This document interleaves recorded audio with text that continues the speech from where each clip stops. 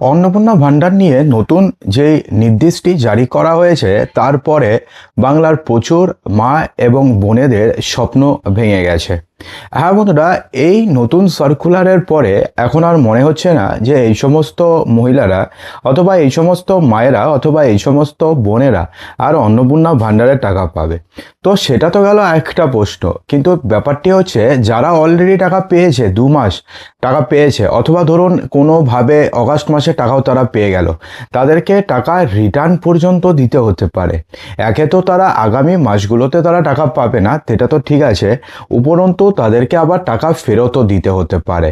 তো ইতিমধ্যে প্রায় 24 লক্ষ আবেদন বাতিল হয়ে গেছে এবং আরও লক্ষ লক্ষ মহিলাদের আবেদন বাতিল হওয়ার মুখে।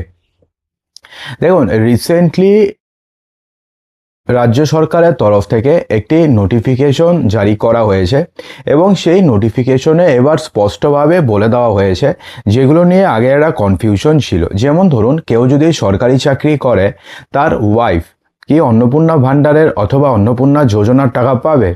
কেউ ধরুন পেনশন পায়, ঠিক আছে, তার ওয়াইফ তিনি নন, তিনি তো পাবেন না, সেটা তো সার্কুলারে অফিসিয়াল নোটিফিকেশনই আছে। ধরুন তার ওয়াইফ কি টাকা পাবে, এটা নিয়ে একটা প্রশ্ন চিহ্ন ছিল। কেউ ধরুন ভালো ব্যবসা করে, ধরুন ইনকাম ট্যাক্স রিটার্ন ফাইল করে, তার ওয়াইফ কি পাবে কোনো অন্নপূর্ণা যোজনা 3,000 টাকা, এটা নিয়ে একটা কনফিউশন ছিল। তো এবার সেই সমস্ত কনফিউশন এবার ক্লিয়ার করে দেওয়া হয়েছে, অর্থাৎ এগুলো নিয়ে আর কোনো কনফিউশনই নেই এখন। তার কারণ এই নিয়ে স্পষ্টভাবে বলে দেওয়া হয়েছে যে এই সমস্ত যারা রয়েছে তাদের সবার আবেদন আপাতত হোল্ড করে রাখতে বলা হয়েছে। অর্থাৎ এই সমস্ত মহিলাদের মধ্যে আবার আপনি যদি বলেন যে হ্যাঁ, এই সমস্ত মহিলাদের মধ্যে অনেকেই তো আবার টাকা পেয়েছে, এটাও ঠিক। এই সমস্ত মহিলাদের মধ্যে অনেকে টাকা পেয়ে গেছে, অনেকে 2 মাস টাকা পেয়েছে, অনেকে 1 মাস পেয়েছে, এখনো পায়নি, অর্থাৎ এই মাসে শুধু পেয়েছে। কিন্তু এটা নিয়ে আগে সিদ্ধান্ত হয়নি। গত মঙ্গলবার দিন এটা নিয়ে সিদ্ধান্ত হয়েছে, মঙ্গলবার কি বুধবার দিন সিদ্ধান্ত হয়েছে এবং এটা নিয়ে স্পষ্ট নির্দেশিকা যে আপাতত এই সমস্ত যতগুলো অ্যাপ্লিকেশন রয়েছে সেই সমস্ত অ্যাপ্লিকেশন আপাতত অন হোল্ডে থাকবে। তো এই সমস্ত অ্যাপ্লিকেশন মানে ভাবতে পারছেন যে প্রচুর সংখ্যক রয়েছে। পেনশনার্স রয়েছে, ইনকাম ট্যাক্স দেয় রয়েছে স্বামী, এবং আরেকটা হচ্ছে চাকরি করে, অর্থাৎ এরকম কিন্তু একটা হিউজ পরিমাণের একটা অ্যামাউন্ট অ্যাপ্লিকেশন রয়েছে যেগুলো কিন্তু অন হোল্ডে রাখা হয়েছে, অর্থাৎ এদেরকে এখনও পর্যন্ত ছাড়া হয়নি, অ্যাপ্রুভ করা হয়নি। এরা যদি স্টেটাস দেখে নিজেদের স্টেটাসে গিয়ে অন্নপূর্ণা যোজনার, তাহলে সেক্ষেত্রে দেখতে পারবে যে অন হোল্ড আছে অথবা শুধুমাত্র সাবমিটেড থাকবে। আন্ডার এনকোয়ারি থাকতে পারে কারোর নাহলে নর্মালি সাবমিটেডে থাকবে, আন্ডার এনকোয়ারি হবে না। অর্থাৎ এই সমস্ত মহিলাদের বাড়ি আর ভেরিফিকেশনের জন্য কেউ যাচ্ছে না, আপাতত যাচ্ছে না। তার কারণ এটা ঠিক করা হয়েছে যে এই সমস্ত মহিলাদের আপাতত অন হোল্ডে রাখা হয়েছে, ঠিক আছে। অর্থাৎ এই সমস্ত মহিলারা আগামী 1-2 মাস, অর্থাৎ জুলাই মাসে তো পাবে না, অগাস্ট মাসেও পাবে না, সেপ্টেম্বর মাস নাগাদ যদি তারপরে যদি এখন ডিসিশন নেওয়া হয় যে ঠিক আছে এই সমস্ত মেয়েদেরকে দেওয়া হবে। তার কারণ বিজেপি যখন নির্বাচনী প্রচার করেছিল সেই সময়তে কিন্তু কখনোই তারা বলেনি যে কেউ যদি সরকারি চাকরি করে থাকে অথবা কেউ যদি পেনশন পেয়ে থাকে তাহলে সেক্ষেত্রে তাদের ওয়াইফরা এই অন্নপূর্ণা যোজনার টাকা পাবে না। এটা কিন্তু কোনোভাবে একবারও তারা বলেনি। এটা যদি তারা বলতো তাহলে ব্যাপারটা কিন্তু অন্যরকম হতেও পারতো। তো সেক্ষেত্রে তারা বলেনি। ইভেন এমনকি যখন তারা অন্নপূর্ণা যোজনার তারা অফিসিয়াল গ্যাজেট নোটিফিকেশন বার করলো তখনও কিন্তু এটা তারা বলেনি, শুধুমাত্র বলেছে কেউ যদি সরকারি চাকরি করে থাকে, কেউ যদি পেনশনার্স হয়ে থাকে, কেউ যদি ইনকাম ট্যাক্স প্রদান করে থাকে, অথবা কেউ যদি জিএসটি ফাইল করে থাকে, তার নামে যদি জিএসটি নাম্বার থাকে, জিএসটিআইএন নাম্বার থাকে, তাহলে সেই সমস্ত মহিলারা অন্নপূর্ণা যোজনার টাকা পাবেন না। এটা কিন্তু স্পষ্টভাবে বলা ছিল, এটা ঠিক আছে। কিন্তু তাদের ওয়াইফরাও যে পাবেন না এটা কিন্তু কোথাও বলা ছিল না, অর্থাৎ নতুন করে এটাকে অ্যাড করা হয়েছে। যদিও এটা এখনো পর্যন্ত যে তাদের আবেদন বাতিল করা হয়েছে বা বাতিল হবে তেমনটা কিন্তু কোথাও বলা হয়নি, শুধুমাত্র বলা হয়েছে হোল্ডে থাকবে। এবার দেখুন আরও একটা গল্প আছে, এবার হচ্ছে এদের কিন্তু টাকা ফেরত দিতে হতে পারে। যদিও এই নিয়ে এখনো পর্যন্ত অফিসিয়াল সার্কুলার বের হয়নি, আপনাদের আবার বলছে এটা নিয়ে এক অফিসিয়াল কোনো সার্কুলার এখনো পর্যন্ত বের হয়নি যে টাকা ফেরত দিতে হবে, কিন্তু এই সমস্ত মহিলারা আপাতত পাবে না, এটা নিয়ে অফিসিয়াল নোটিফিকেশন বেরিয়েছে। এখন কেউ যদি অঙ্গনওয়াড়ি কর্মী হয়ে থাকে, কেউ যদি আশা কর্মী হয়ে থাকে, কেউ যদি এসএসকে এমএসকে কর্মী হয়ে থাকে, কেউ যদি স্কুলের পার্শ্ব শিক্ষক হয়ে থাকে, প্যারা টিচার হয়ে থাকে, কেউ যদি কলেজের গেস্ট লেকচারার হয়ে থাকে, এই সমস্ত ক্যাটাগরিতে যদি কেউ থাকেন, কোনো মহিলা থাকেন, অর্থাৎ তারা যদি অনারিয়াম পায় অথবা তারা যদি স্যালারি পায়, তাহলে সেক্ষেত্রে সেই সমস্ত মহিলারা আর কোনোভাবে অন্নপূর্ণা যোজনার টাকা পাবে না। এটা কিন্তু একদম স্পষ্টভাবে বলে দেওয়া হয়েছে। এটা কিন্তু এদেরকেও বলা হয়েছে যে এদেরটা আপাতত অন হোল্ডে থাকবে, এদেরটা যে বাতিল হবে তেমনটা কিন্তু বলা হয়নি। কিন্তু যতদূর মনে করা হচ্ছে যে এদের টাকা তারা পাওয়ার সম্ভাবনা খুবই কম, যেহেতু স্থায়ী চাকরি যারা করছে তারা টাকা পাচ্ছে না, এবং প্যারা টিচার হোক, সিভিক ভলান্টিয়ার হোক, এসএসকে এমএসকে হোক, আশাকর্মী হোক, এদের সবার রিসেন্টলি স্যালারি বাড়ানো হয়েছে। আপনারা সবাই জানেন যে বাজেটে তাদের সবার স্যালারি বাড়ানো হয়েছে। তো অর্থাৎ এই সমস্ত মহিলারা যে টাকা পাবেন না সেটা কিন্তু এখন বলাই যায়। এখন ব্যাপারটি হচ্ছে এই সমস্ত মহিলাদের কিন্তু টাকা ফেরত দিতে হতে পারে।